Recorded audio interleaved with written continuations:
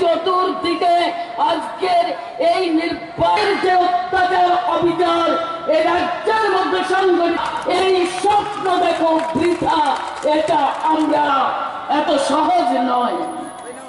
আমরা রাজ্যের উত্তর থেকে দক্ষিণ, দক্ষিণ থেকে সকাল থেকে সন্ধ্যা পর্যন্ত মানুষের বাড়িতে কাজ করত, তাদের বিভিন্ন লোকেদের জন্য পেনশনের ব্যবস্থা।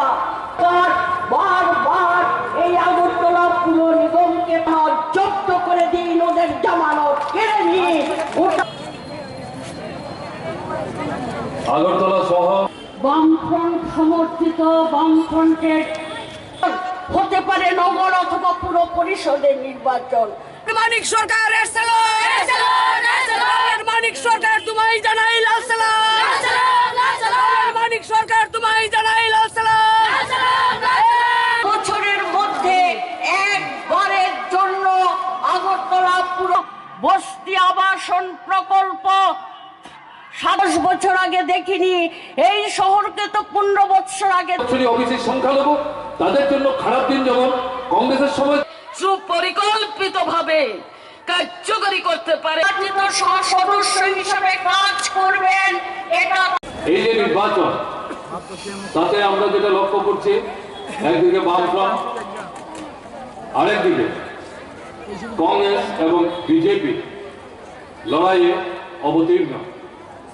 শেষ পর্যন্ত কংগ্রেস বিজেপি লড়াইয়ে কে কোন অবস্থান নেবে আমরা বলতে পারছি না, কারণ ইতিমধ্যে আপনারা দেখেছেন, আপনাদের মতো আমিও দেখেছি, বিজেপির ত্রিপুরা রাজ্যের যিনি নেতা তিনি আহ্বান করেছেন কংগ্রেসকে তারা যাতে প্রতিদ্বন্দ্বিতা না করে বিজেপিকে সাহায্য করে। বিজেপি বামফ্রন্টের সঙ্গে কংগ্রেসের সমর্থনের ভিত্তিতে লড়াই করে বামফ্রন্টকে নগরগুলো থেকে তারা হটাতে চায়। আমরা আশা করেছিলাম যে কংগ্রেস নেতৃত্ব বিজেপির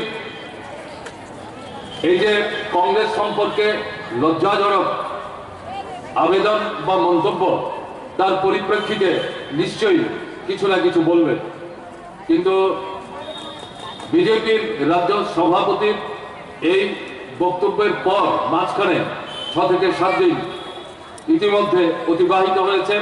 আমরা কংগ্রেস দলের ত্রিপুরা কিংবা দেশে তাদের নেতৃস্থানীয় কারোর কাছ থেকে এই বক্তব্যের পরিপ্রেক্ষিতে তাদের প্রতিক্রিয়া এখন পর্যন্ত আমরা কিছু জানতে পারি না। আগরতলায় কোনো একটা মিছিল গত 18 মাসে বের করে এই স্লোগান দেয়নি জিনিসের দাম কেন বাড়ছে। দিল্লির সরকার জবাব দাও বলছে না তো, নরেন্দ্র মোদীর সরকার জবাব দাও বলছে না তো, এ তো যা করছেন আপনারা করছেন, কনফার্ম করছে। ঘরে ঘরে চাকরি দেবে বলেছে, 18 মাসে কত চাকরি হলো? ত্রিপুরায় কয়জন কেন্দ্রীয় সরকারের দপ্তরে চাকরি পেয়েছে? শূন্য পদ পূরণ বন্ধ করে দিয়েছে। অনেকদিন যাবৎ যে পদগুলো খালি পড়ে আছে এগুলো বাতিল করে দিয়েছে। বলছে 4র্থ শ্রেণীর পদই তুলে দেবে। এগুলোর বিরুদ্ধে কে লড়ছে? বামফ্রন্ট, আপনারা লড়ছেন। কই কংগ্রেস তো কোনো বক্তব্য রাখছে না। কৃষকের আত্মহত্যার ঘটনা কংগ্রেসের জমানায় তো হয়েছেই, 10 বছরের 3 লক্ষের উপর। এখন এই মোদী সরকারের প্রথম যে 1 বছর তাতে দেখা গেল 12,000 12,500 কৃষক আত্মহত্যা করেছে। কই তার বিরুদ্ধে তো কংগ্রেসের কোনো বক্তব্য নাই।